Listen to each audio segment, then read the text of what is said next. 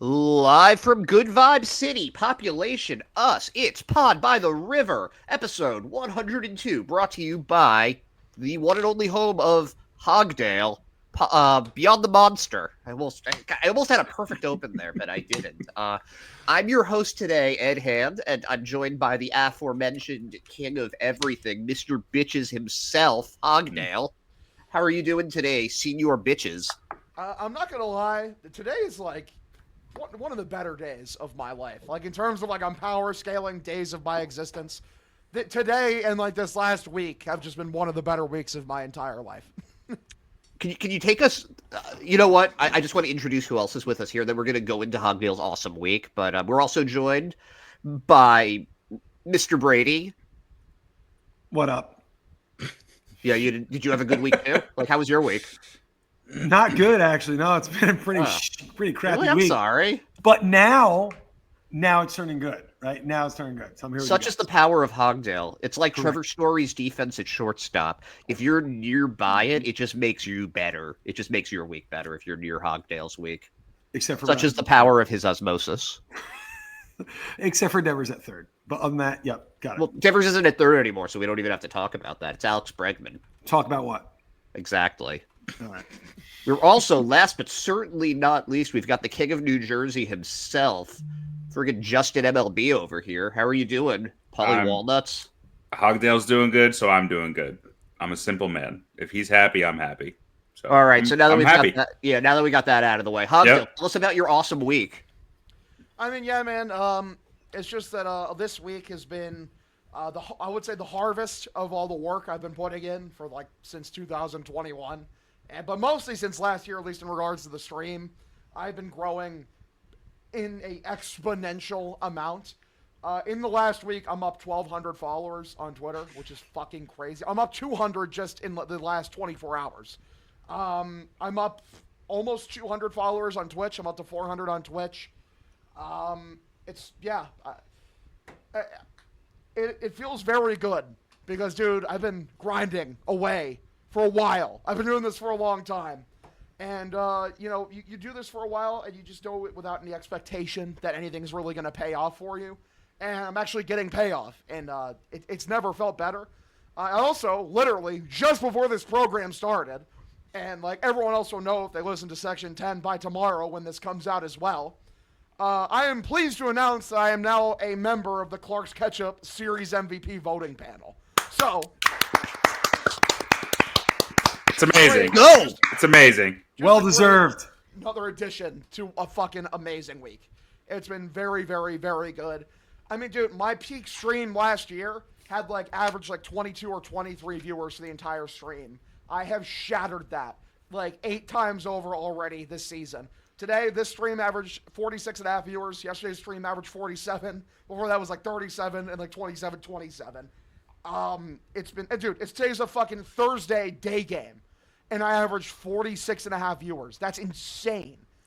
Last year, like Thursday day game, I'm averaging like 5 to 8 viewers a stream. Like that's not even like bullshitting. Not even close to bullshitting. And that's not even, that's not even talking about the EEI mention that you got. Yeah, that was crazy too. Did you guys see this? Yeah. Yeah, one of my viewers tagged me. EEI, was it, Keith, what the fuck is it? What's the name of the show? You don't even know. He's so famous. He doesn't even know. It's a big time move there. That's a big time move. Yeah, very much so, very much so. I know who Rich Keefe is. I'm very well aware of who Rich Keefe is. I knew he had a show. I didn't know what his fucking show was called. But, they fucking mentioned me on fucking, on Jones and Keefe. I couldn't Dude, they believe didn't just mention you. They didn't just mention you. Yeah, they played my entire clip. They did your entire call for Devers' first hit of the season. And apparently, it's going to be a thing where they're going to go back and play some more of your calls on the show, which is fucking awesome.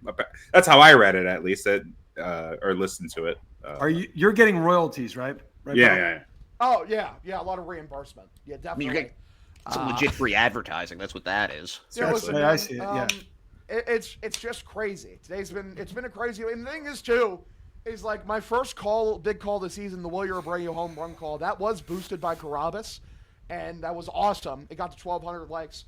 What honestly has been very special for me is that he hasn't retweeted one since, and all of them are still doing extremely well, just on their own merits. I don't know, dude. It's a dream start to the season. I mean, Ed knows this. I've been manifesting this shit all off season. I'm like, this is gonna be the year. This is the year where the hard work pays off. And like, this is just the beginning. It's gonna be so much better when fucking the team is certified good in the casuals comeback. Yeah. Dude, the audience for everything, all Sox content everywhere. The floor is gonna be raised so much higher by the team being good. I mean, I'm just thrilled. I'm so happy. Yeah.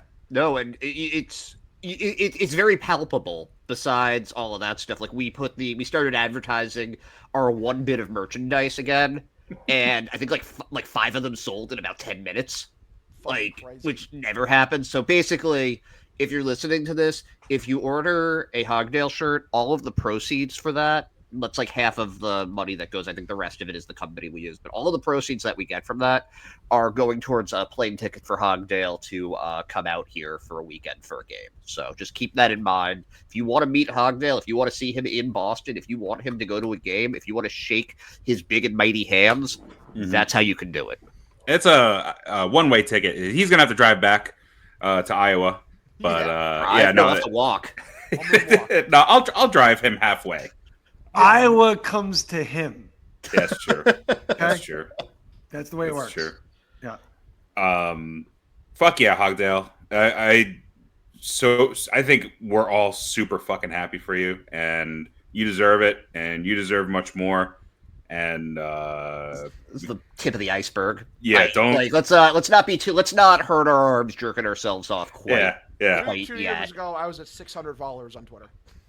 It's amazing. No audience. I had nothing. You weren't even doing every day on the Pesky Report. You were like a once a week when Brad felt like it guy.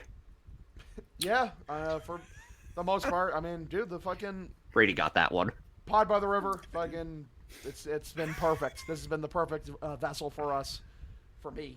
For you. The stream is the greatest decision I've ever made. It's Last so year when good. I started doing it, I'm like, because I was like, especially like it aged even better when Section 10 came back. It's like, okay, fuck. Like, I love doing this show. We're never probably going to be number one above Section. It's just not going to happen. So it's like I need to find another lane, and I found the perfect lane. No one else is doing it. Yep. No one else is doing it. If they are doing it, they aren't doing it as good as me. Exactly. Fucking scrubs compared to me. Exactly. Fucking cooking. Anybody that comes after you at this point is going to look like an imitator. Yep.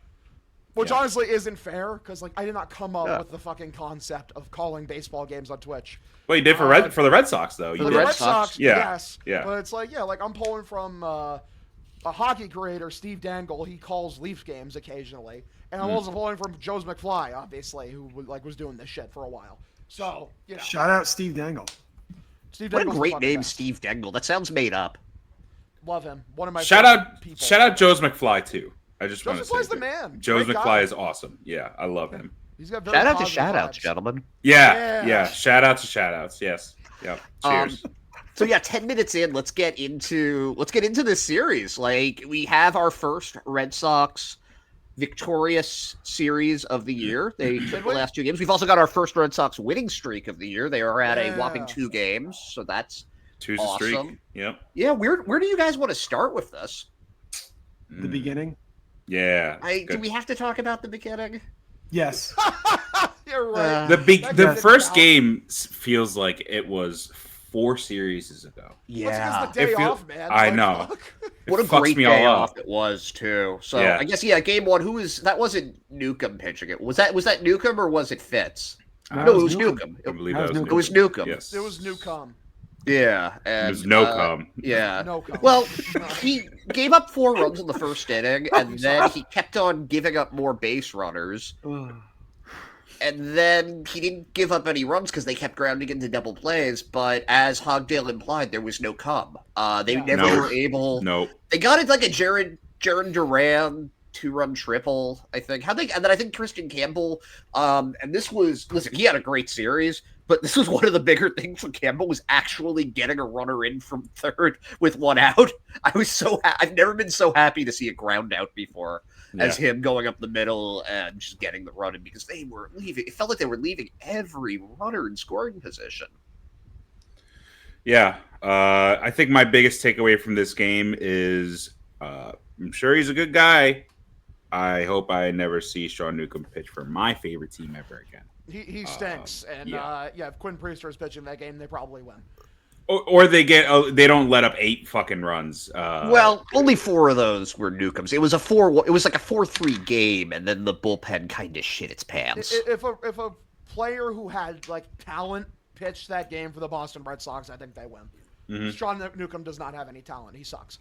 Yeah. Let that game know as the one game this year that Slayton didn't pitch effectively. Right, this will be the one he had his mulligan. Bro, are you? Does this mean you're on the Slayton boat? Oh yeah, just not close. I don't annoy a closer just yet. I love the guy. He's much better in the closer. He's much better in save situations. That's all I'm saying. He's had what, 2 of them? He needs the pressure. He needs it. Yeah, he needs the axe. All right, sorry. What's the fucking dinked for the first like 2 hits of that? It was bullshit. I was upset. Yeah. I was upset watching it. What's the adage? Iron sharpens iron. Yeah. You know, that's gonna be Slayton in the closer role soon. But yeah, I like talking about a series when you lose the first. Well, obviously when you don't lose any, but if you lose the first and then win the last or the last 2, it's the vibes are just sky high right now. Immaculate. Well, that's not that winning the 2 games isn't the only reason, but that just put it over the top. But like before we finish up on game one, I do want to note I think Tyler O'Neill went 4 for 4 in the first game. Yeah. Old friend Tyler O'Neill. Sounds about right. What a fucking joker. Yeah. Asshole. Yeah. Haha. Very funny, Tyler. Yeah. Hilarious. Hilarious.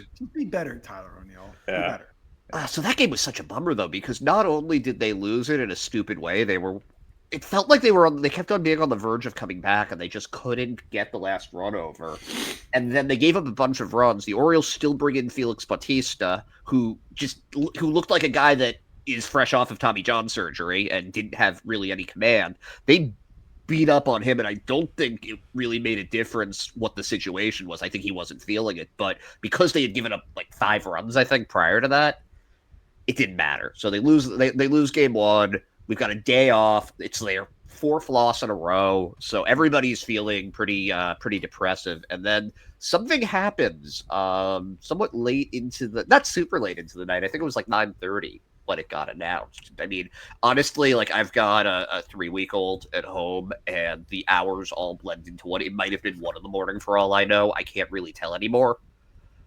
But they announced that Garrett Crochet was extended for, I think, a maximum of 6 years. There's an opt-out in 2030 if he doesn't get hurt prior to that. Let's talk about this, because we almost did an emergency pod, and then we were like, eh. Well, because one of my viewers asked, and I was like, yeah, I genuinely thought, I'm like, is this worth an emergency pod? Let me, check in with the conclave, with the lads.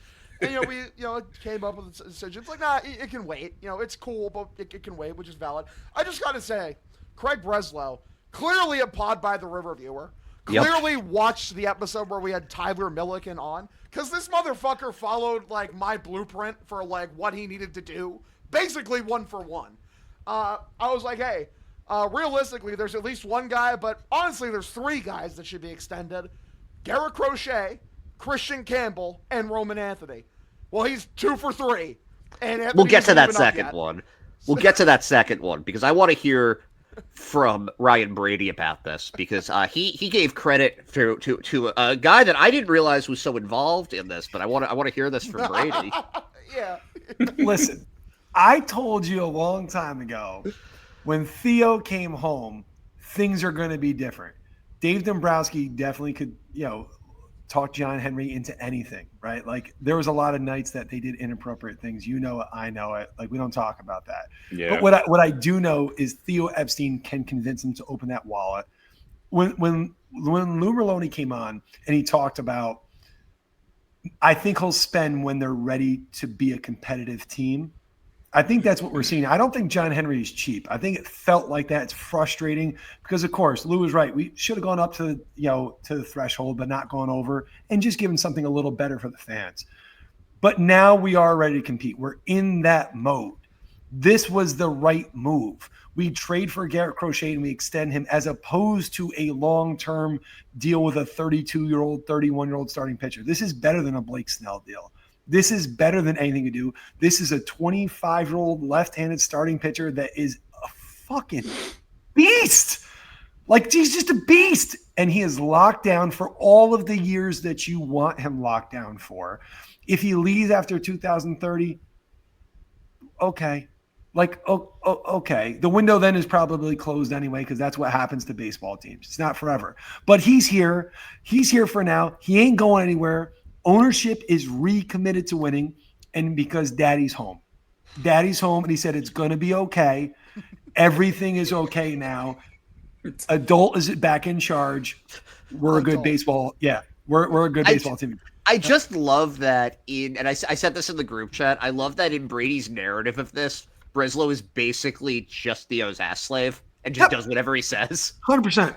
Yep. Theo is, I don't know what, he is the god of baseball operations, right? I don't care whatever bullshit title you want to give him. You know it. I know it. Craig walks into Theo's office and is like, can I just, and it's like, go ahead, spit it out. Like, this is Theo approved. This is a right move. This is a smart baseball move. This is this offseason now, perfect, right? This offseason was a master class in what to do. We have an ace, boys, a full-blown ace. He's not going anywhere. This is a great deal for him, a great deal for the Red Sox. And I'm not going to ruin it because we'll talk about it in a second. But, man, he looked really comfortable after signing that extension.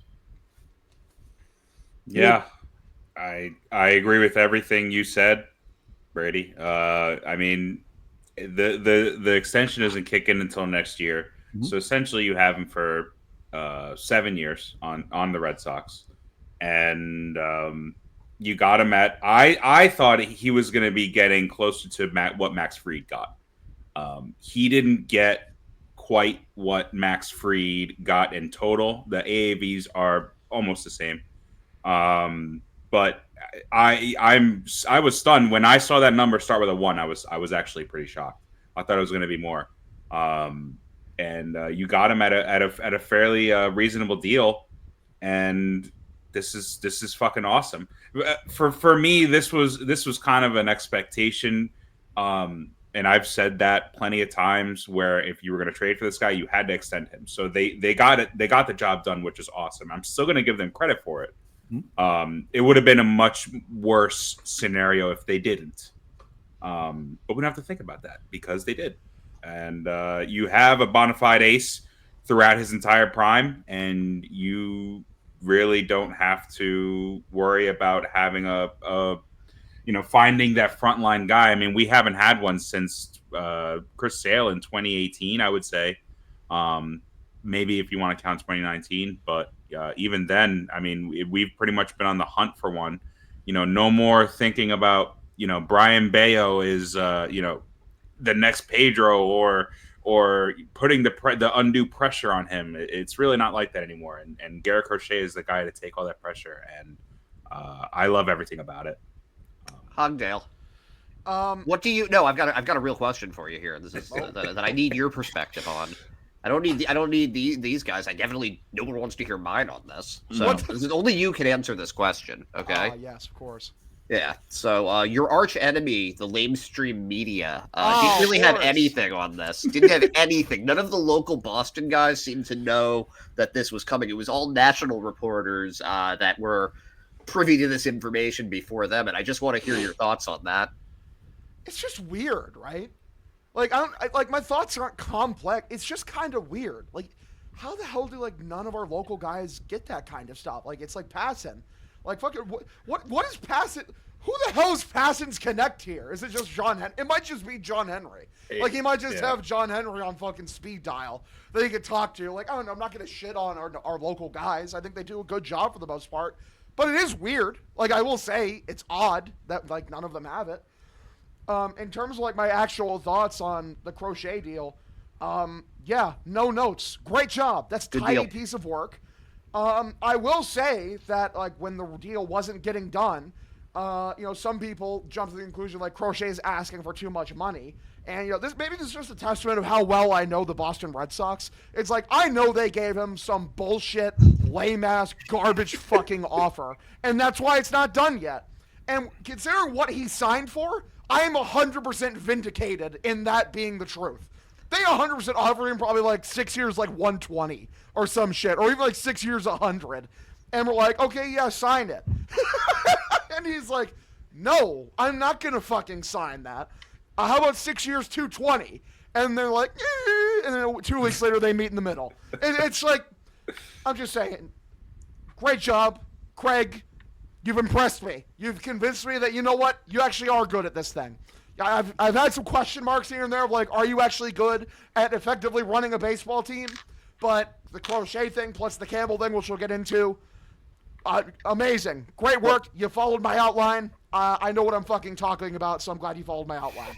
I'm glad that you mentioned the Campbell signing because I was like, listen, I like the Crochet signing, but it wasn't something that to me was like, I'm going to this puts you over the edge, Craig. This does it, because not doing a Crochet extension would have been a disaster. So avoiding a disaster doesn't give you props. What does give you props is getting Campbell for an absolute steal of a deal. You got him for $7.25 an hour. You got him for baseball minimum wage.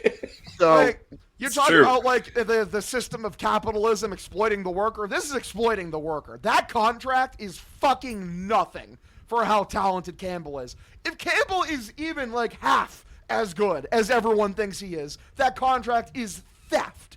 Like, but last this 2 is years the club option, 19 mil, 21 mil. Are you on drugs? Fire your agent.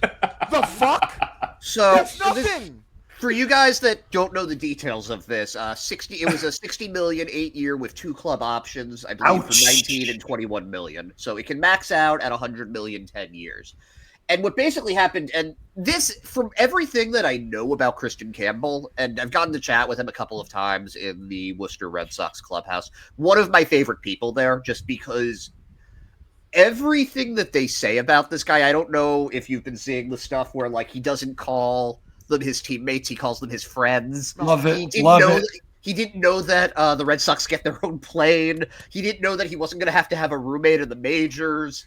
All of that stuff is so on brand for him. He's just, and it's not that he's not dumb or anything like that. He just doesn't think about it. He doesn't think about it at all. And you know how good of a trait that is for a ball player, not to overthink about things, not to just look at the future and nothing else. That's the best mindset you can possibly have, is just living in the present.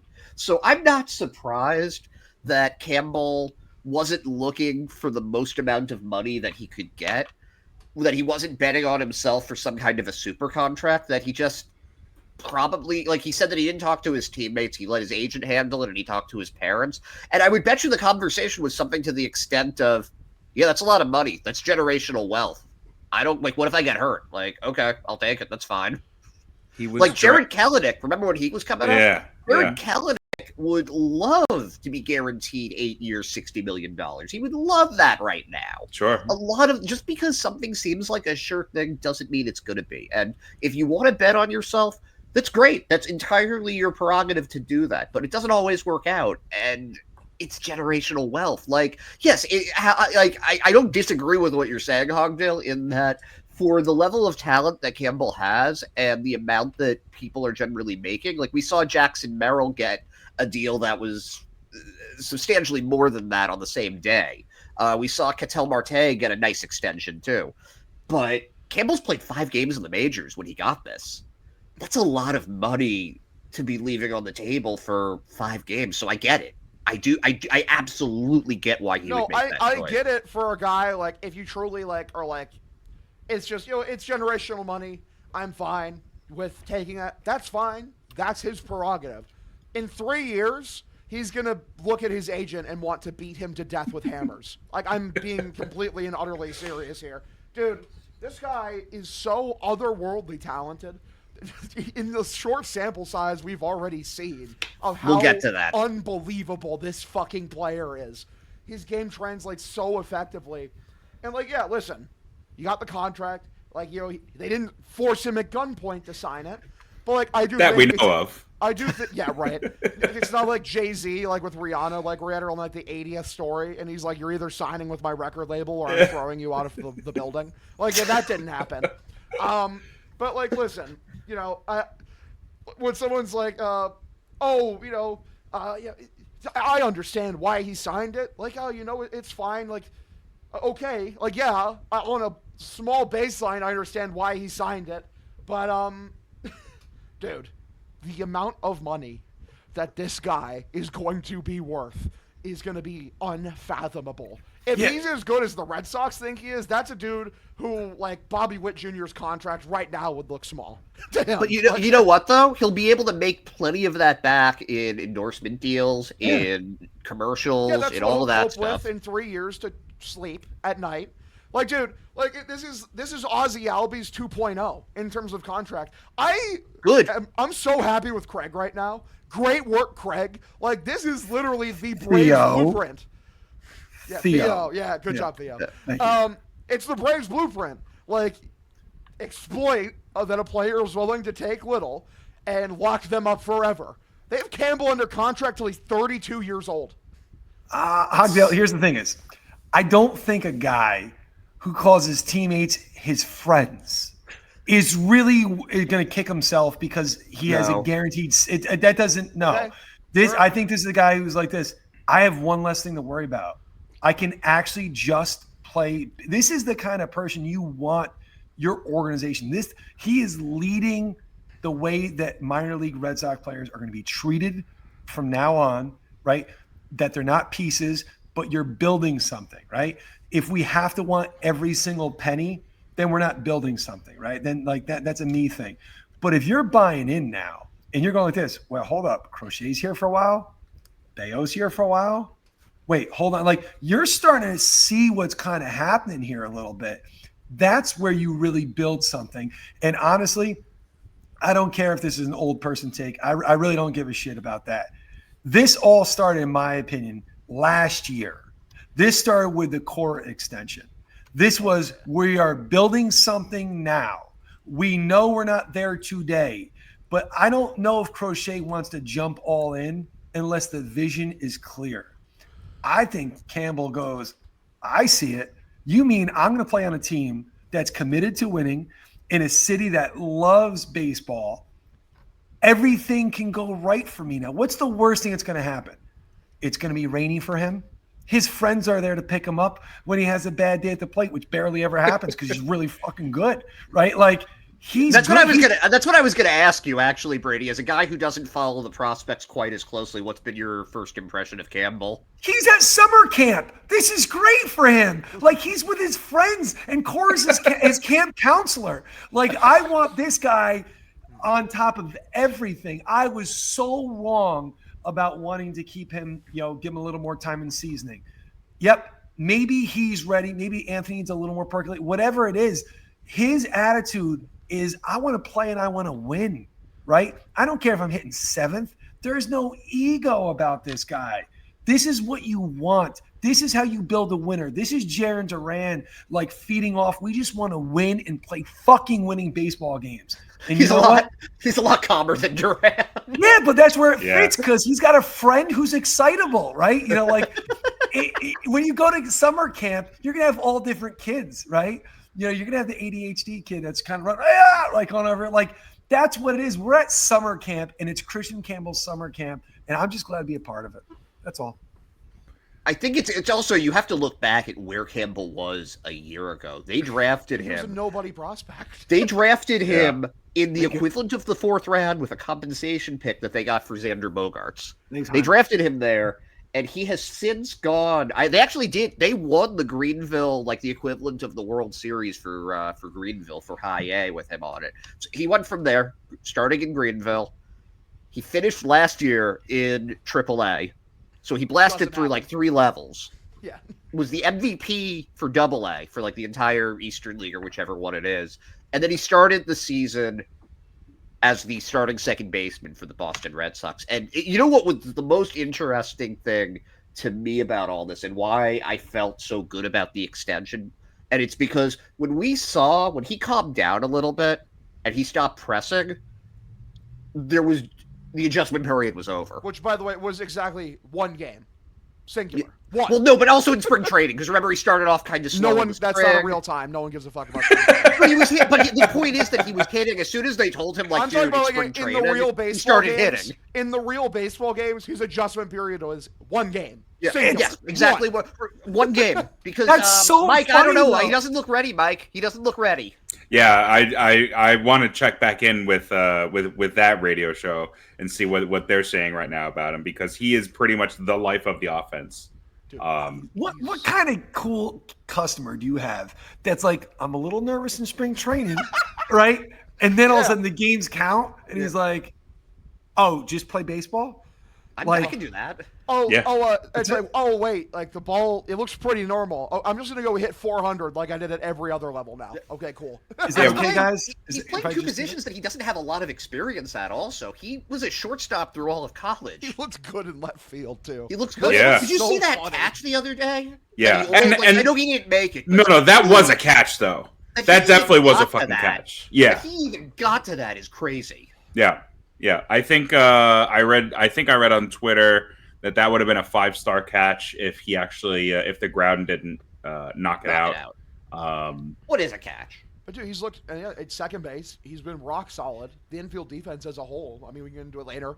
Rock solid. There are 0 complaints from like Christian Campbell's, time as a Red Sox so far. He's already accumulated .6 WAR. It's crazy. Yeah, he started off his career here, and it's not even the highest on the Red Sox. It's the second high. It's tied for the second Which is highest. crazy. Yeah. And he had a great game yesterday, though. That was one thing, and we can go into game 2 with the first game that these guys are playing with these extensions. And boy, did these guys celebrate, because Christian Campbell, I think he had a pair of doubles, and he hits the crap out of the ball. That's the thing. He went up. There was one that he went opposite field, and he had hit it so hard it just kind of kept going. And like Tyler O'Neill couldn't handle it, and he's on second base. The guy runs like his hair. He's not quite as fast as Jaron Duran, but it's that same kind of frenetic energy when he runs. That's very fun to watch, where he like loses his helmet and all that. Does a lot of head first sliding. But the story of game 2 was Garrett Crochet, though, right? Mm-hmm. Yeah. I've been doing a lot of talking, so who wants to talk about Garrett Crochet? I think the Nugget Chief, the one and only, who followed me by the way. I got a follow from him recently. Oh, yeah. He put out a tweet where he said basically what Crochet did in that start in terms of longevity, 8 innings pitched, and like lack of walks. That kind of start has not been done in Boston since Pedro Martinez. I mean, it's been done, just not in his like second start with the team. No one asked. Okay, shut the fuck up. I don't care about your fucking qualifier. Again, the second. I'm not going to let whatever. you erase Chris Sale from history, sir. Sorry, he's better.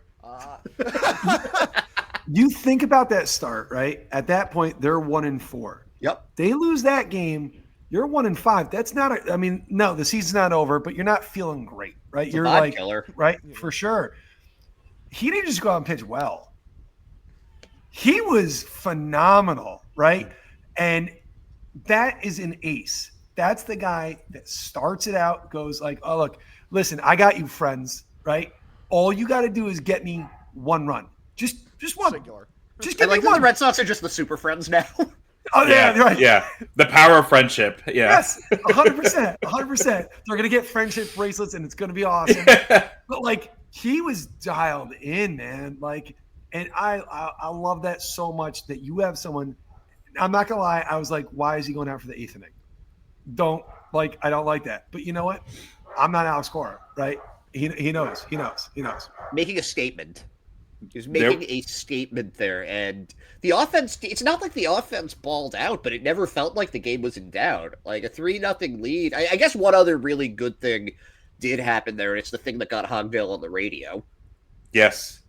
We finally saw the end of our long regional nightmare. Rafi Devers smoked an RBI double, and then he got a single off of a lefty in his next at bat. He's back. He's back. He's looked a lot better. Yeah. The last couple of days. Also, he's seeing the ball really well. Have you guys noticed that? Like, he's swinging and missing at stuff that's in the zone, but he's not swinging at anything outside of the zone, which is game one of like game one of the series. He had 2 walks. Yep. Right. So I think that's really where it started. Right.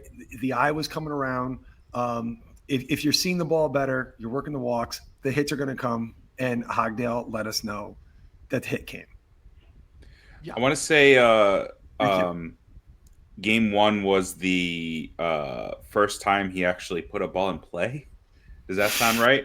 And we saw the exit velo number on that, and it was in the red. It was very high, which is encouraging. You want to see that, and then he finally was able to keep the ball in play the second game, and now he's rolling. Now he's starting to kind of creep back a little bit more. But yeah, he's not starting off his at bat in swing mode anymore, which he was doing in the beginning of the season. Or in the first week of the season. But it's encouraging to see. And Crochet was a stopper, and everything that you wanted to come true came true in game 2. You know what? Yeah, there was another thing that happened too that I think gets overlooked a little bit, and that's Trevor Story's bat woke up. Yep. Smoked a home run. I mean, that's him hitting. It's not as huge as before, just because they have a couple other right-handed bats now in Campbell and Bregman. But his bat getting going there is pretty significant. Yeah, they're counting on him a lot. I mean, he's your number 5 hitter. Yeah. If Story just has a 750 OPS, he'll be like a 5-WAR player for this team. Like he'll be extremely, extremely good for this team. Yep. Yeah, it was huge. A 3-for-4 home run. Great game. He tried to be Jaron Duran for some reason. You're not Jaron Duran, little bro. Stop.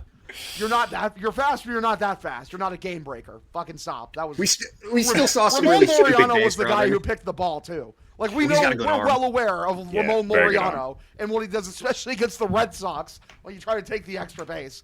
I don't know what the fuck that was, but otherwise, great game from Story. But I remember that. Like I was like, dude, what are you doing? I don't want this lost either. Cedon Rafaela, big clutch hit, right? Yeah, like I mean, he's been getting crapped on left and right, somewhat deservingly so, right? Yeah. But that's a big hit when it matters. That's not like, it's 11-1 and they get to nope. That was a hit that was needed. And also, I hate to say it, Chapman came in and just did exactly what you want him to do. He didn't get himself in trouble. He didn't put the beautiful start in jeopardy. He just quieted it down beautifully. Nice job. He's like a better version of Kenley with a far worse personal life, is how I would describe him. Just because he's a very not in like even his pitching style, but just in the experience. And it's funny because Kenley has a real shot at ending up in the Hall. I don't think Chapman's going to. Even though he's been around. He's been around forever. Like that's another thing. I didn't realize he's been pitching for like 16, 17 years in the majors. Yeah. He's been around forever. Really? That long? Yeah, he came up very young from Cuba, and I was still in college when he went to the Reds. Yep. I think I was too. Damn. Yeah. He just got crazy. He started at 22. That's pretty normal, but he's just been around forever. Yep. Well, he wasn't even born yet, Hogdale, when he started pitching. What, me? I was born in 1999, motherfucker. Lies. Were you though? I mean, you were still Grant then. You hadn't become Hogdale. I am true. become Hogdale. True. But that's not true though. My dad has always called me Hogdale. But no one else did. Yeah. My dad called me Edward J. Picklehead for years. That doesn't the only make me person- Edward J. Picklehead. Truthfully, when it comes down to it, the only singular person whose opinion matters is my dad. So That's true. It That's was true. just my dad. No, Hogdale, the only person whose opinion matters is your opinion. That's what's changed. Is that Yeah. now it's my. Now That's that when I you gained the became life Hogdale. experience, now my opinion matters more. But yeah. Up until about a couple years ago, it was my dad. Chapman looked good. I do want to say on Chapman though. I don't know if you guys remember years ago when Kimbrel would just put us through the most grueling outings. God. And Ball torture. Yes. Yeah, that's a perfect way to put it. But he would still get the save. He would still close it out, but you lost years off your life. Yep. Chapman, we are going to experience with Chapman. And when it happens, don't be surprised. It's kind of like putting a rabid tiger in a box made out of cardboard, and he's just gonna sit around. But one day he's gonna fucking break out and rip your face off. You just don't know when it is, though. Yeah. And I feel like that's what Chapman is like. It's going to go well in the beginning, and then all of a sudden there's just going to be one save opportunity where it's just going to fucking blow up on us. I'm waiting for it. But nobody goes 55 for 55 and saves. No. I know, but I know what you're saying, but I feel like it's going to be a different experience with Chapman than it usually is when a closer doesn't get the save. That's all I'm saying. I mean, it'll be in very dramatic fashion, right. is what I'm trying to get at. But we do see this though with even guys like, listen, I love Justin Slayton. He got hammered the other day. Yep. It just happens. Nobody is going out there with a 0.00 ERA by the end of the season. It's a miracle if you get out of the season with, an ERA below 2. And these guys they're good relievers. A couple of bad games are going to ruin your season stats. It's just the nature of the beast when you're only throwing 60 innings. So yes, he is going to blow some games. He is, but he's not going to be the only guy on the team. I do have the annoying feeling that Chapman's just going to be lights out all year. Like, he's just not going to let Slayton take his spot just to fucking torture us. Yeah. Well, it's a 1-year deal. Well, it's very tragic because, it's a 1-year deal, so he has the incentive, but also, like, I remember when he signed and he was talking about one of his friends was like, oh, yeah, your favorite team was always the Red Sox. And I'm like, fuck. I have to root for this man now. Yeah. He's always wanted to be here, and he's on a 1-year deal. Fuck me. He's going to probably be good. And he's still. I mean, that fastball is still huge. That's the other thing. Like, Jesus Christ, that looks like when he's throwing 97, you're like, oh, he kind of took that pitch off. He really using it. He's kind of like lobbing it out there. Like. He's large and he's intimidating. He's a great closer.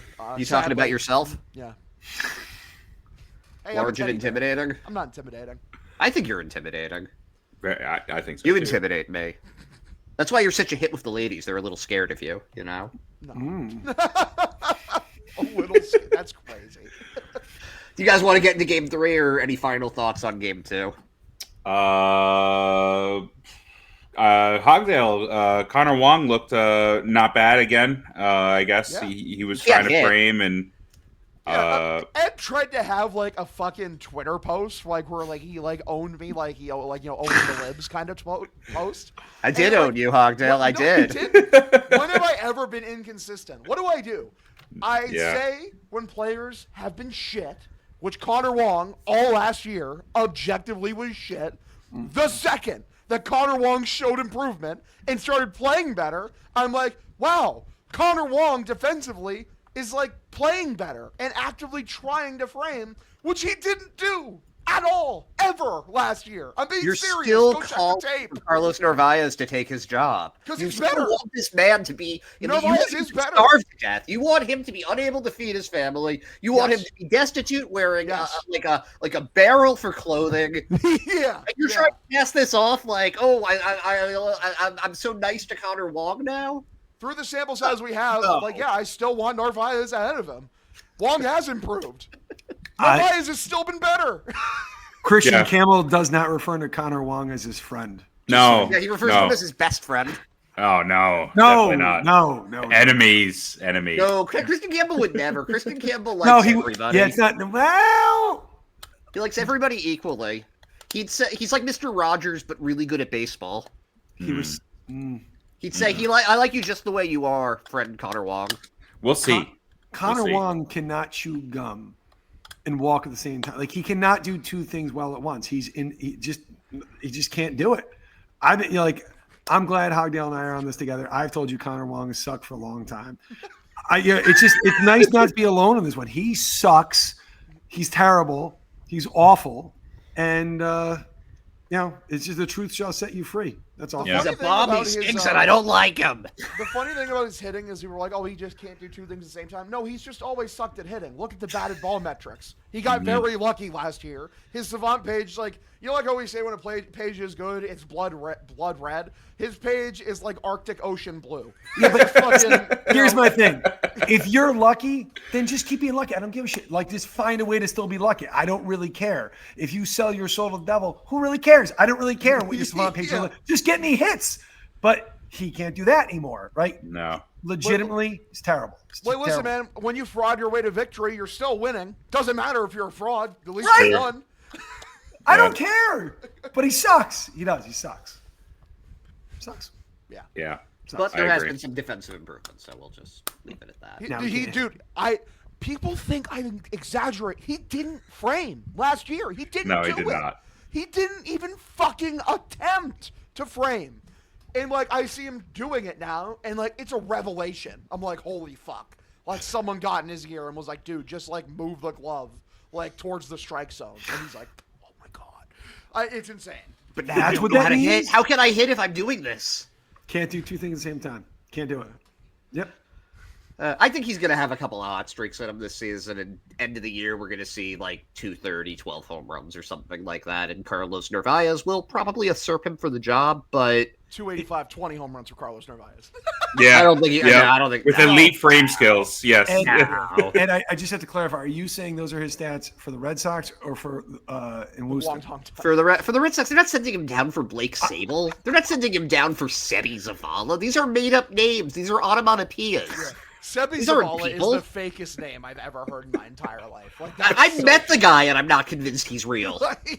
Remember how Kevin Millar was going to get traded to like a Japanese team? God, I wish. Yeah. Can we do Would've that been right now awesome. for Connor Wong? Can we ship him out to like Shanghai Sharks. that? Sounds great. Hang on, where's the flag? Yeah, you put it up. Put it up. Yeah. Thing is, what I love is like not even saying Japan because we respect the Japanese league. The Japanese league like genuinely Gotta be able to fosters see it. amazing talent. There we go. And it's like, nah, dude, you're going to like Korean league, you're going to Chinese league. Yeah. Yeah.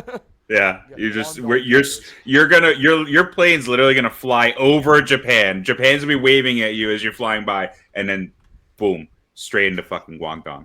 That's right. Maybe like That's Denmark good will start for a baseball league, like I mean, like he'll be the star of the Denmark baseball league. Great We Connor need Wong. more teams in Denmark. for sure. Yeah. You know, when we invade Greenland, that's the first thing we're doing, not to get political. Just start setting up a Greenland baseball team. I don't even know what the fuck that even means, honestly. But Just probably a good thing, I guess. You don't want to. Yeah. keep it moving. It's incredibly stupid. You do not want to. Just keep it moving. Keep it moving. Tanner Houck, Not great today. weird, I think he was mixed better in his bag. first appearance, honestly, Yeah, by, like, me a lot. too. Me too. At least in stuff quality. Last year, anybody want to guess how many four-seamers he threw? 11. Not many. He abandoned the four-seamer like completely. It's Oh, a is he good doing it again? guess. It's a good guess. I'll say 7. Ed? Is yes an answer for this? Well, Yes or no? he Is this a definitely yes or no question? I'm just gonna No. say no. he threw 3 four-seamers last. So that's a no then. Yeah, I'd say like he. Why would you even God. throw? If you're only gonna throw 3, just throw none. Like what the what the fuck? He threw today. I want to say he threw like triple that of four-seamers. Yes, it was like he was actually mixing it in with Yeah. his arsenal. It's like I think someone like maybe Coley on Twitter was like maybe it's like the Bayo thing where like he just wants to like it helps him like feel better when he's throwing or maybe changing eye levels in terms of it. But his fastball is not good and it never has been good. So I Or if I the don't know. scouting report is that you don't throw one and then you start throwing it, maybe it gives the batter something else to think about. I don't know. Well, maybe the way I kind of see it is maybe I'm more, I think, on board with what Hogdale said, Coley said, or iterated, that maybe he just needs a reset pitch just to kind of reset, what he's doing in his arsenal and everything. I don't know if there's any credence to that or if that is actually a thing. But yeah, his usage was different today. So he's definitely tinkering a little bit with what he's been doing. I know Hogdale doesn't give a fuck about spring training, but No. and for good reason, I would say. But he primarily uses his sweeper today, and then used his. He really didn't throw his sinker a whole What lot. percentage did he throw his sweeper? I will Um, today specifically. I need to look that up because I'm just looking at his general. Wait, how many? I'll get you the answer. How many I'll get four you- seams did he throw today? I'm going to get you the answer on that right I'd now. love to know the percentage of four seams that were strikes. Because I'm going to be completely honest, Mm-hmm. like watching Houck pitch today, like even if the sweeper he wasn't using it enough. I thought Houck when he's at his best, he's throwing his sweeper 35 to 40% of the time. Like, and that's what he uses to steal first pitch strikes. Or like when he's down 2 on the count, he's using the sweeper to steal himself a strike on the edge of the zone. The problem with Houck today, and honestly, I was encouraged by his outing, just because his stuff looked like what it looked like last year when he was at his best. A lot of movement, a lot of horizontal break, but he could not locate for shit. Like his command was just not there. Which honestly, I'll take that over whatever the hell his first start was. His first start, like that was barely Tanner Houck in terms of stuff quality. It was not good. So I got the breakdown here from today's game. Break it down, Jason. Break it down. Sweeper, he threw 39 sweepers. That was his most thrown pitch, followed by 19 splitters. Okay. So he was pretty much primarily off speed. Now I don't know if that's a scouting report thing. I don't know if that's him trying to work the off speed stuff more. He threw 15 sinkers and 9 four-seam fastballs. The velo is pretty. It's right there. It's really no different, and the spin is also relatively the same. And Brady, you said you want to know how many sinkers were strikes. Four seam were strikes. Four-seam were strikes. Shit. There weren't many. There was I could tell you that there were 3 swings on four-seam fastballs and none of them were whiffs. So Yeah. So that's what I'm wondering if just control's a real issue. If that is a comfort pitch where he feels I can throw this for a strike, right? You know what I mean? Like, yeah. They might hit the shit out of it, but it's gonna be a strike. You know what I mean? Yeah. Yeah. I think he's fighting a little bit right now. You know what I mean? You can I don't know. I don't know if he's fighting. I would say I think he's figuring it out. And I think I agree with what Hogdale said that this was better than his last start, which is true. It's still not a, I would say, great start. It wasn't bad. As long as we see him kind of make progression. If his next start is a little bit better, if he goes 5 2/3 or whatever, and the strikeout numbers are still there, then he's gonna be close to what he was last year. So I'm not worried. I don't think we should be worried about him right now. What do you guys think? I'm not worried yet. I'll give it a bit more time. Honestly, I thought today was an encouraging sign. I think the Houck that we saw in the first half of last year is still in there. It's unrealistic to expect him to be that the entire season, but he still has that at least for stretches in him. So, I believe that Tanner Houck will pull through this for sure. When we had Carabas on, he thought that Houck had another level. You know what I mean? And by no means am I after 2 starts. What's 2 starts? Nothing, right? But come May, right? Yeah, I gotta see that back. If it's not there, then I'm gonna worry about the innings pile up, right? Then I'm gonna worry. But right now, no, still early, still way early yet. Yeah, I agree. You know what was cool today? That besides whatever with Houck, Alex Bregman finally went off. Yep, he needed that. 3 for 5, 2 doubles, home run, 3 RBIs. Pretty good. Was not using the torpedo bat. Now we have to say we have to kind of specify. And I don't think he will after today's game. I'll be honest. why would he? Yeah. So that was nice. So we got a home run. We got another home run from Christian Campbell, his second of the season. And that's my favorite thing with him is that he doesn't hit these towering bombs or anything like that. He just hits these line drives that kind of just keep on going. Like, that's how hard this dude hits the ball. He just hits it really, really hard, and sometimes it just kind of happens to go over the fence. I feel like Christian Campbell, if you were to just make Driveline a hitter personified. Like Christian Campbell really is the embodiment of like what Driveline represents in terms of like making a hitter. Like, dude, he just like I barrel the fuck out of baseballs and like they go in line drives. I hit line drives. I hit the ball hard. I swing the ball. I swing the bat hard. He hits the ball in the air, and the other thing is that he makes a good amount of for a guy with such an aggressive approach. Like his swing, as we've repeatedly said, is controlled violence. But it's not like he's swinging at bad pitches. It's not like he does strike out, but everybody strikes out. He draws his share of walks. He's got a good eye. He'll make contact. He fouls off a ton of pitches. He looks very much like a professional up there. Anytime he's at the plate, he never looks overwhelmed. It looks like he just has control, like, of the strike zone and of the at bat. And like, I don't know, usually like with like young guys, you know, or just players in general, oh, you pitch him inside, you know, pitch him high and in, pitch him inside. That'll be like their undoing, their weakness. Campbell's bat speed and the way he can just flip so unbelievably fast. Like, I don't even think that's going to be a reliable way to get at him for a while. Yeah. It reminds me of Xander in a way. I remember how he used to just be able to like flick his wrists and like on these inside pitches and just fucking pull. I think physically he's a lot more like Xander, but my description of him for over a year now, and I always felt a little weird saying it because of the like obviously the body type is different, but just how calm he is, and that does matter for a hitter, that he's just very calm, cool, and collected. He doesn't get too high or too low, too focused on the future or the past.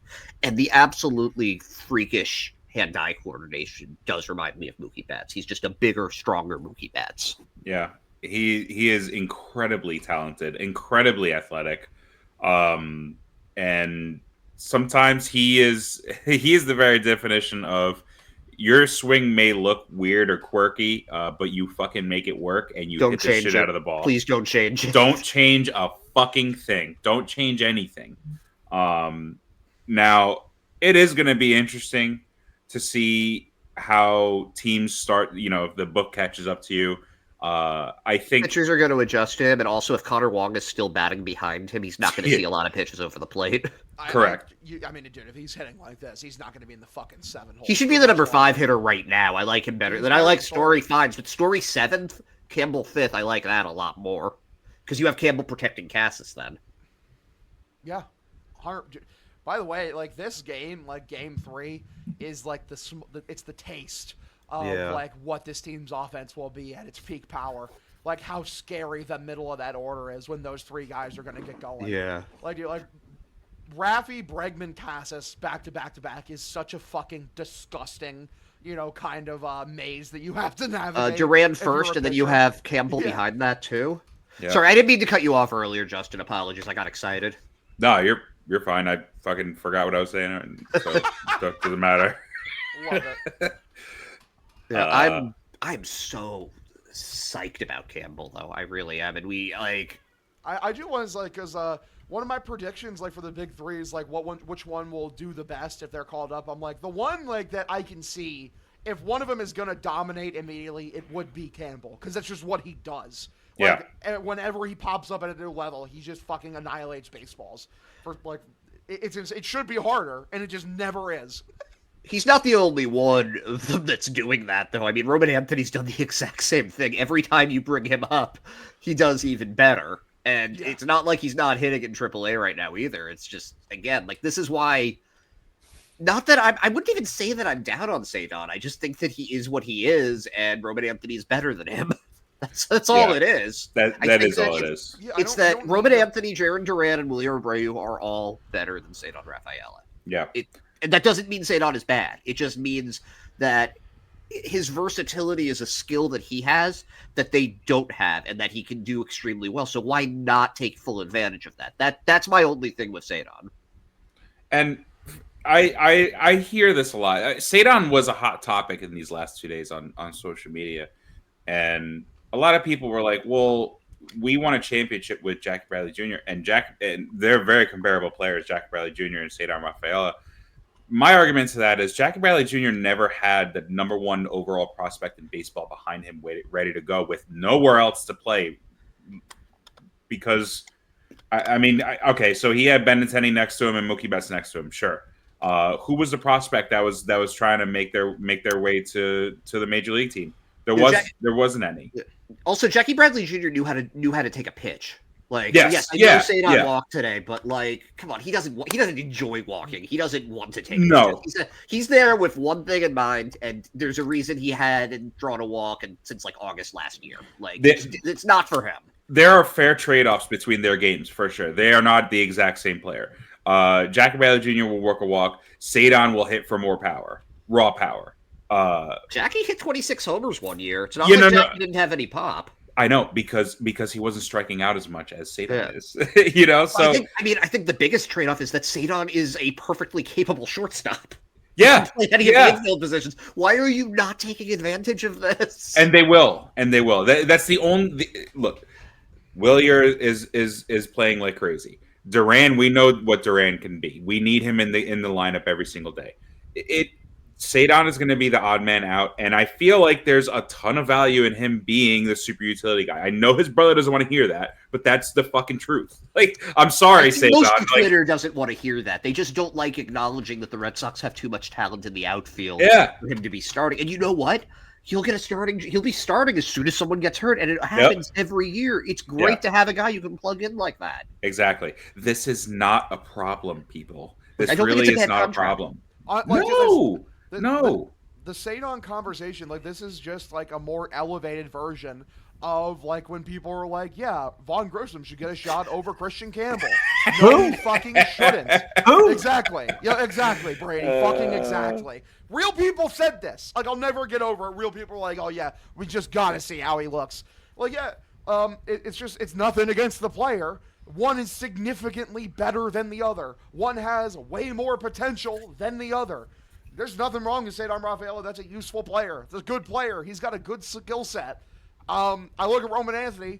That's a guy who most people project is going to be a routine all-star, a guy who could maybe win an MVP one day. Sorry, no, you're not playing over him. What? Can I just with Sadon? I'm a big Sadon guy. Like I not everyone has to be a freaking all-star in your team, right? Now there's two conversations going on. There are definitely better players. No. Like what I'm saying is, if you lived in a world where there was an injury that happened, right, to one of those outfielders, cool. Like you should definitely be able to win a World Series with him as your number 9 hitter. 100%. For sure. Critiquing his approach is stupid, right? To rip him apart, because if your number 9 hitter has to be this all-worldly player, we're not the Dodgers, okay, folks. Like, just move on from it, right? Like, it is what it is. Dodgers number 9 hitter isn't even. You know what I'm getting at, right? Like, but like, honestly, for whatever the reason, right? If they want Roman Anthony to have a little more, whatever. Of course, if Roman Anthony is deemed by front office, and by that I mean Theo Epstein, is that it is I am the Senate. Right. If it's time, then yes, he sits. People are looking at Sadon with this microscope and like critiquing his approach because they're desperately grasping at straws, trying to justify, okay, so why are you here playing over Roman Anthony? Because Roman Anthony, like, we know what his approach is. It's like Cassis's, but maybe better. Yeah. And has some of the most raw power of anyone who is on the big league roster immediately. Good defensive player, especially when he's going to be playing left field at Fenway fucking Park. Like, you just look at like the list of like skill sets, and like you're trying to find any reason to be like, okay, so why is Sadon playing over Roman? Championship teams have guys like Sadon on their roster as your number 10 guy. That's the thing with Sadon for me is that he's a valuable. Like, there are people that are like, oh well, why they'd extend him? Because he has a really useful skill set, is an extremely good fielder, and the bat is good enough that he's going to get better with more reps. It's just that, again, there are 3 guys in the outfield that are better than him right now. That's not a bad thing. That's not a bad thing. Edward J. Pickles. Yes, it's Edward J. Picklehead. Picklehead, excuse me. Thank you. Get it right. What is Willier Abreu's? What's the biggest weakness in his game? Actually, he's looked fine against lefties so far. Right, yeah. But the assumption is but that's the assumption. Okay, he's looked fine against him. He keeps on drawing these like 10-pitch walks against lefties. But I'm saying going into the season, right? Going into the season, it's that the reporters. So you're telling me Sadon could play a little right field against a tough lefty. Sure. Once Rob Refsnyder's not on your team, sure. Well, no, I don't want to live in a world with Rob Refsnyder's. Yeah, I don't either. I don't Yeah. All right. But Cedon is a solution at every problem, right? Yeah. And probably catcher too. Like, let's be honest. I would trust him behind the plate. Can't be any worse. Why is being a jack of all trades bad? Just because you're not a master at any of them? It's not. And the truth is, he's a placeholder right now. Just accept that. He's a placeholder for right now. If someone gets hurt, he is a solution. At any position, he is the solution to the problem. But please stop ripping his bat apart because his bat is fine as a useful Swiss Army knife player. He is on a safe contract. He is a good part to have. He is not going to hold you back from winning a World Series. So let it go. He's going to help you win a World Series. Cedon better be, he better start thriving here pretty fucking soon, man, because I think April 10th is the date where, like, the service time manipulation. Anthony's fucking hot knocking on that door, brother. He's like, He looks good. I'm sorry, there's nothing holding him back. That's what it is. Time manipulation. That's like it. April 10th or something like that? Yeah, it's like April 10th. All right, so what's April 12th? You got to make it look like, Yeah. Yeah. God, but think about that lineup if you add Roman Anthony to it. Like, where are you even going to bat him? Like, where do you put him? Wherever Cedon was hitting, and then have him. So have your number 9 hitter is Roman Anthony? Yeah, and then you. Come on, you he's got to bat ahead of Wong at least. Well, yeah. I mean, I guess handedness. I don't know. But I think Campbell, like he's gonna probably get moved up in the lineup. Like I'm in Anthony 7th, like 6th or 7th minimum. So but then you're batting Lear at like 8th or something. Like embarrassment of riches. Christ. This is a great great problem to have. And this isn't even talking about Marcelo Meyer, who had who's Hilbert in the last 2 games at AAA and looks great. Yeah.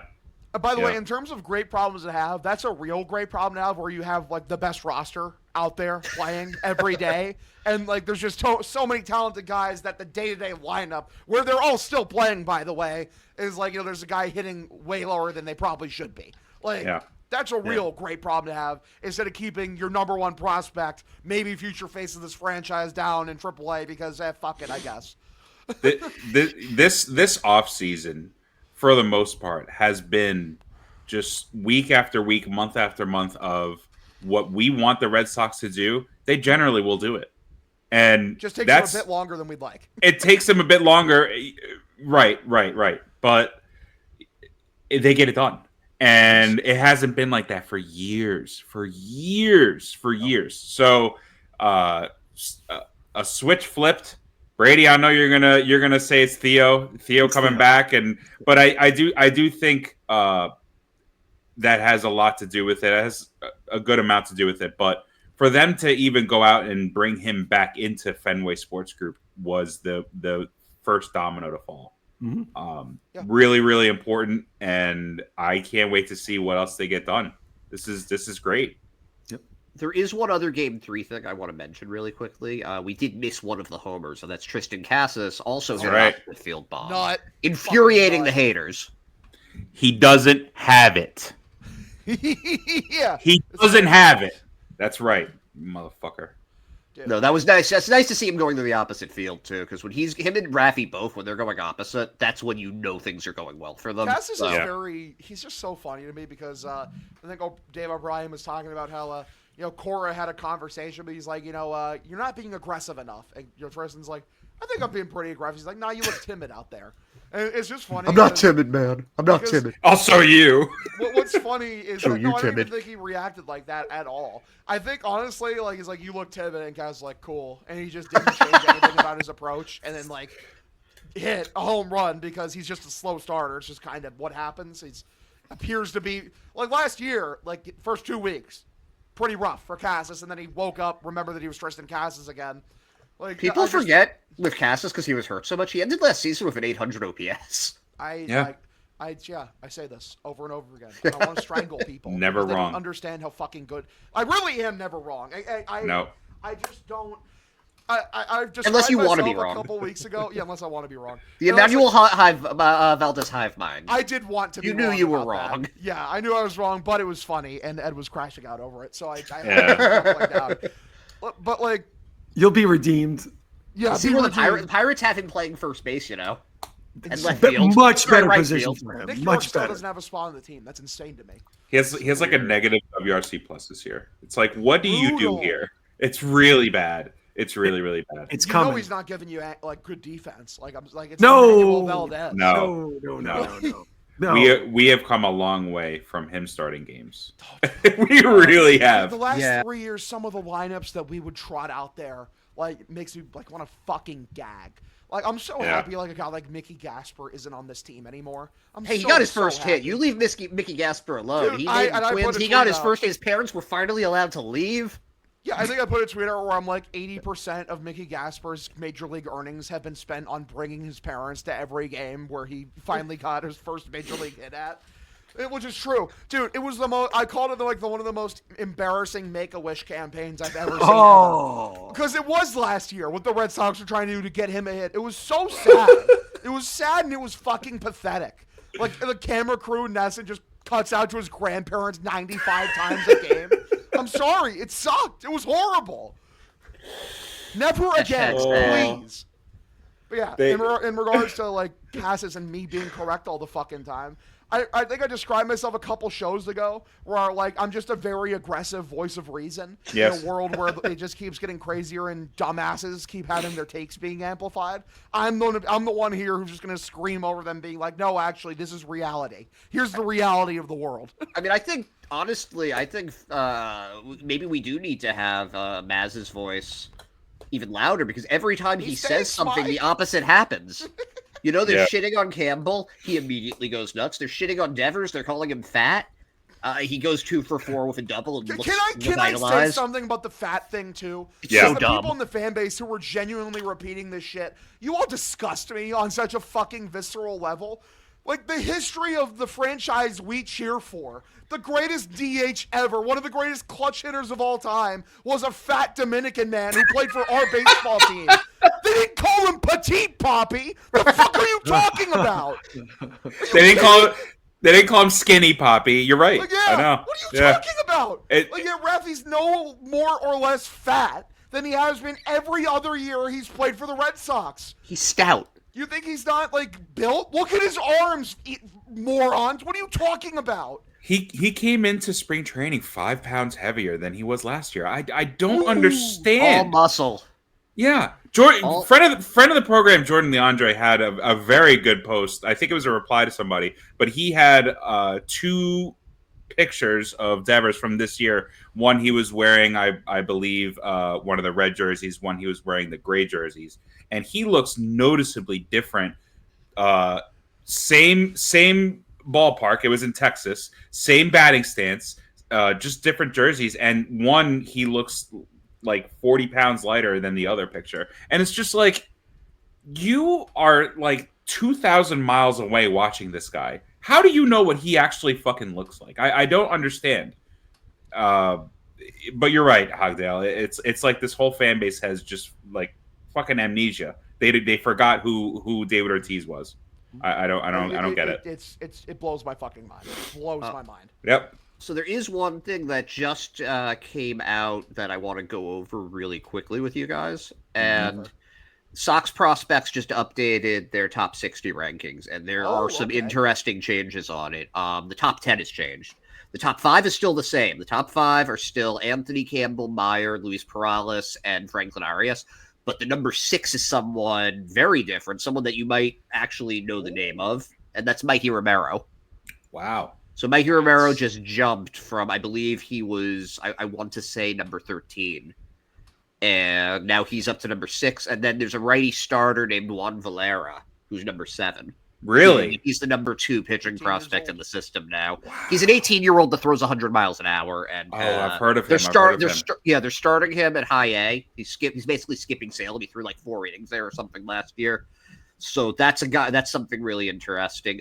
Closer to the major league level, Connolly Early is up to number 10. He was I want to say a 5th round pick out of he was originally West Point, and I think he ended up at University of Virginia. Mm-hmm. He's a lefty. He's a guy that has just done very well at every level that he's been at. Made it to Double-A last year. A couple of other big jumps. couple guys that went backwards. Miguel Blaze is now all the way down to number 15. He's been surpassed by Justinson Garcia, the password. Jedixon Paez is all the way up to 16. That's a guy that if he adds some velocity, that's like a legitimate big league starter. Pinpoint command, pinpoint control. Dorian Soto, who was their biggest paid international free agent, is somebody that they're very excited about, and he's number 17. He's a guy that they think is going to move very quickly.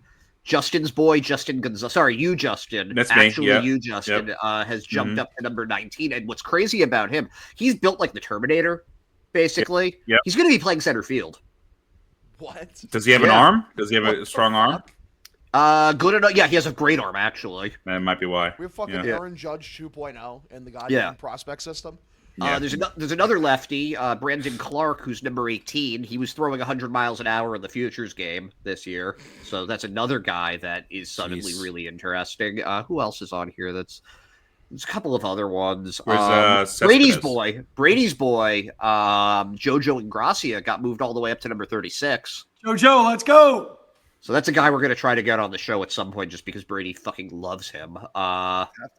Where was the guy you were asking about? Yolan is Yeah. number 9. So he's still pretty good. He's been Beautiful. surpassed by David Sandlin, but he's number 9, still in that tier. Dobbins and Fitz are 11 and 12, so they're still in pretty good shape. Carlos Narvaez is all the way up to number 20. He's still technically a prospect. Yep. Anybody else interesting in here? Noah Brian Song. Mata, Noah Song not on the list because he's still recovering from Tommy John surgery. Jeez. Brian Mata and Shane Drohan have both made comebacks. Mata is number 44 and Drohan is number 45. I actually got to talk to Drohan a bit at the media day, and he bulked up a lot. And Good. the fastball is up to 94, 95, which is good. He was talking about the injuries that he was going through before the White Sox. And that you remember that like he kind of jumped up in the rankings a couple of years ago. He was saying that the injury that he had actually started prior to that.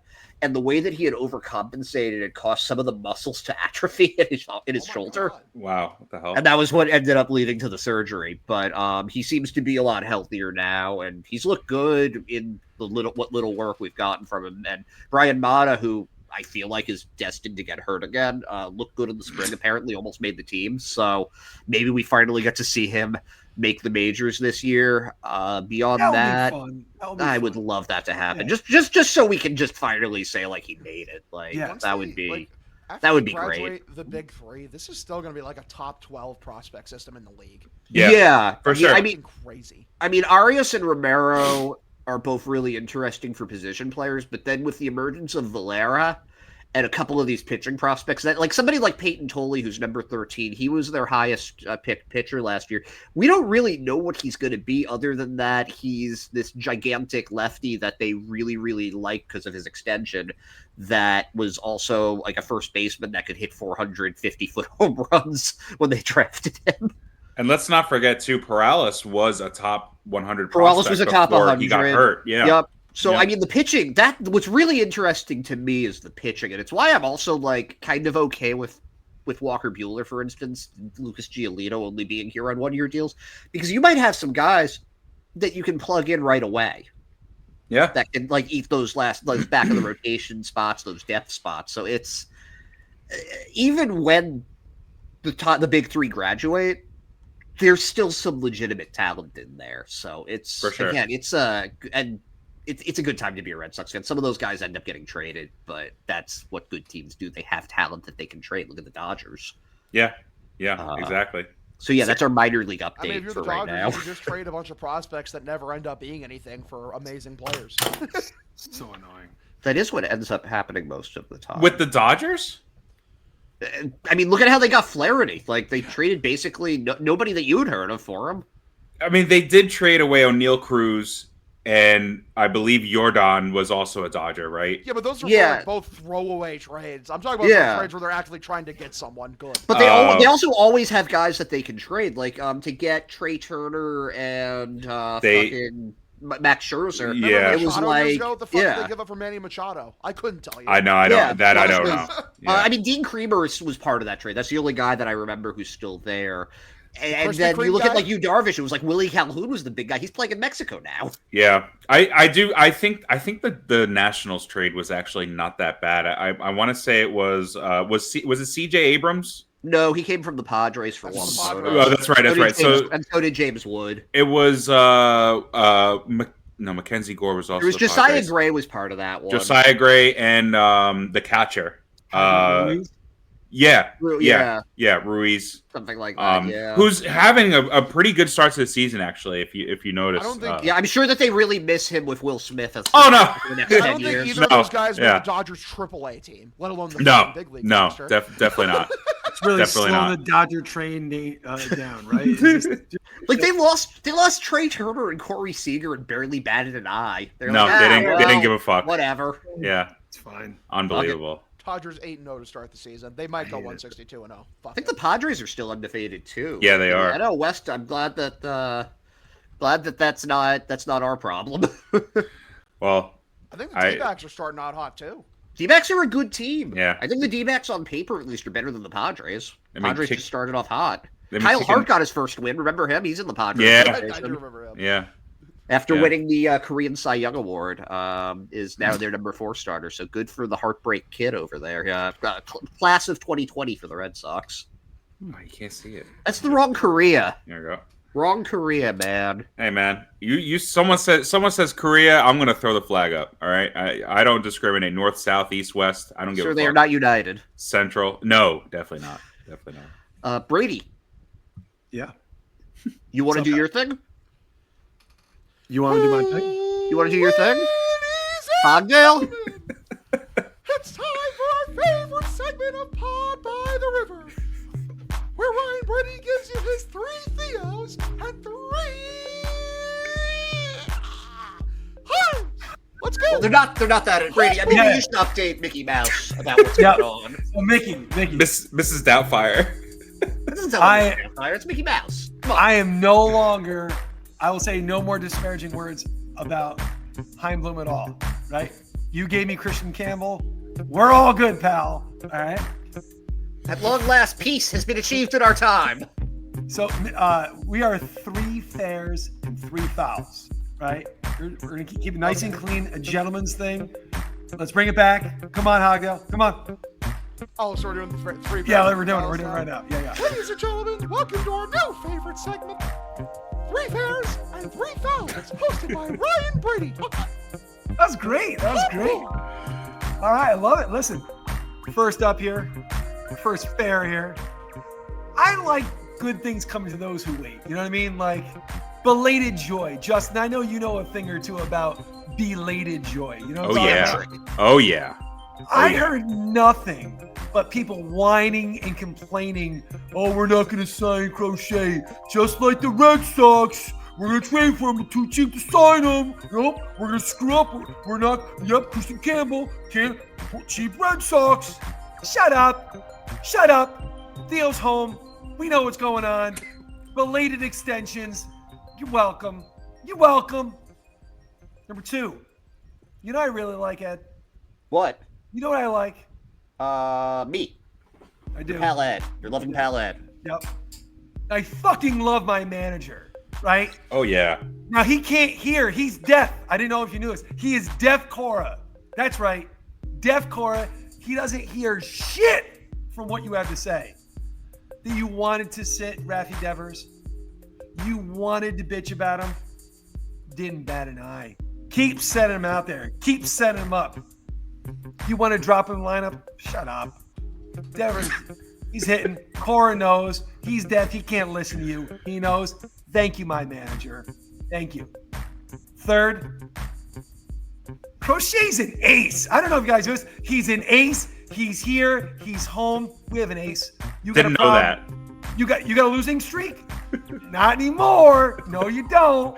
He's a stopper, and we have one. And you know what? He's not 13 pounds either. Sorry, Chris Sale. Garrett Crochet is a beast.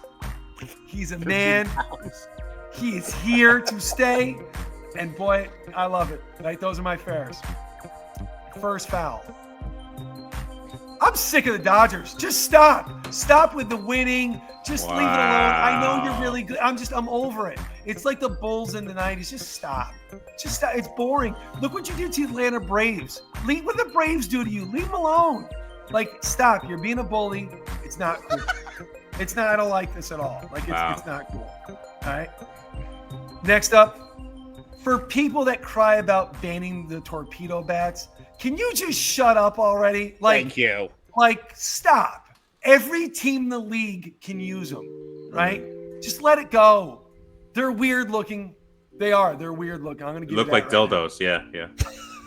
now. I would know, Justin. Like, I would know. Brady doesn't know what those look like. Brady doesn't need gadgets to impress ladies. No. Lady.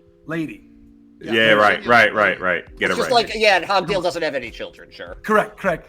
If you're gonna cry about the Yankees cheating, how are those torpedoes bats working when they're not facing the Brewers?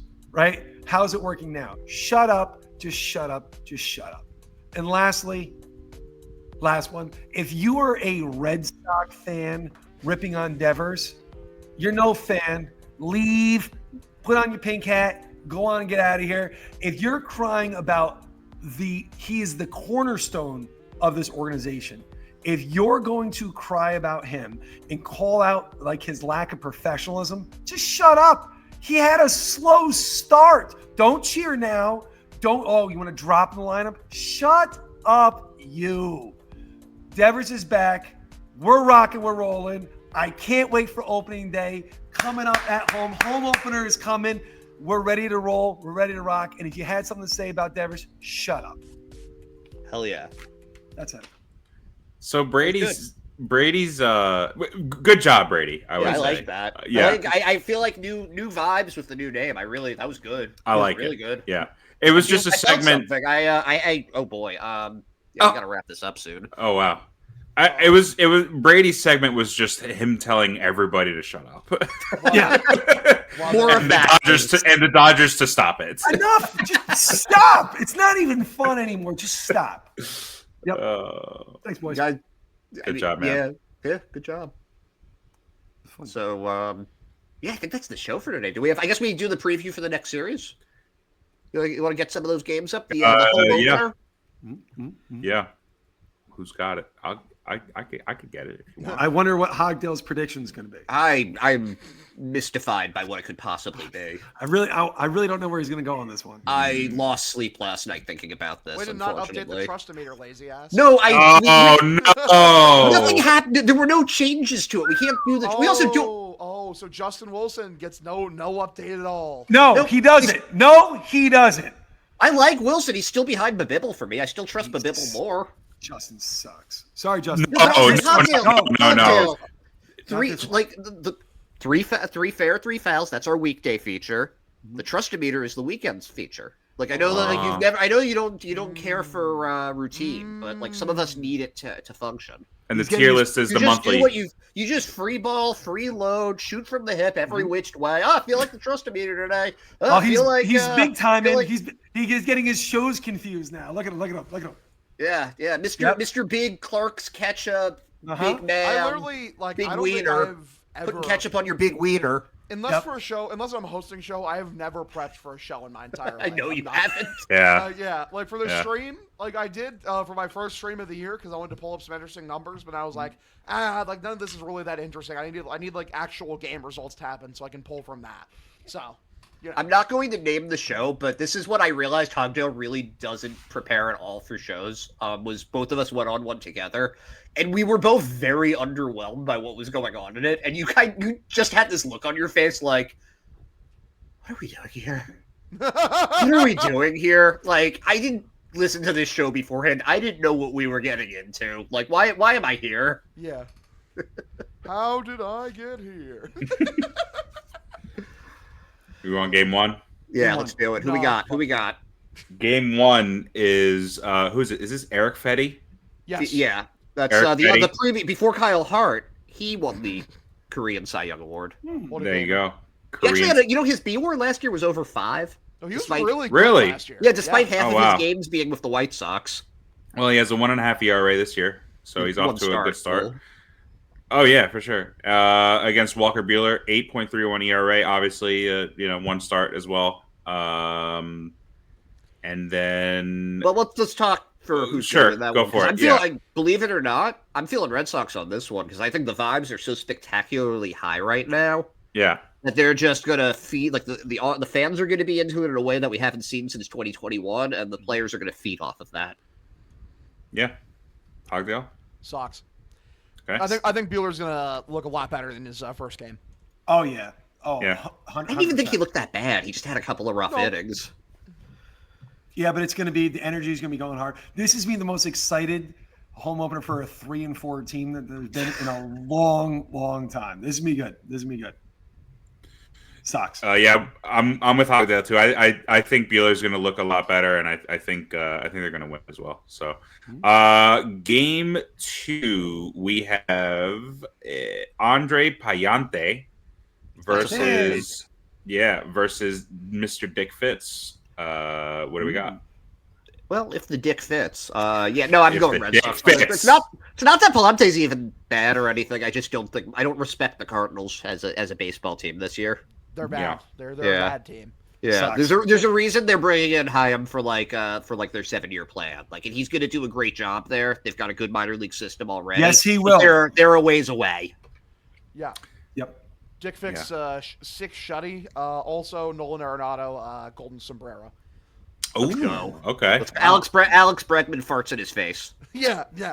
Absolutely sure. mogged by Alex Bregman. and then Rafael Devers just runs it off the bench, and he also farts in his face. Yeah. How much does Nolan Arenado hate Alex Bregman? Oh, dude. So it's gotta much. be more That than- was his because the Red was Sox his were his ticket out. one-way ticket out of Boston, and they went St. with Louis. Bregman instead. To Yeah. his credit, though, he's off to a fine start, though. He's a good Nolan player. Arenado. Like, that's Yeah. the Yeah. thing. Arenado, I wouldn't have.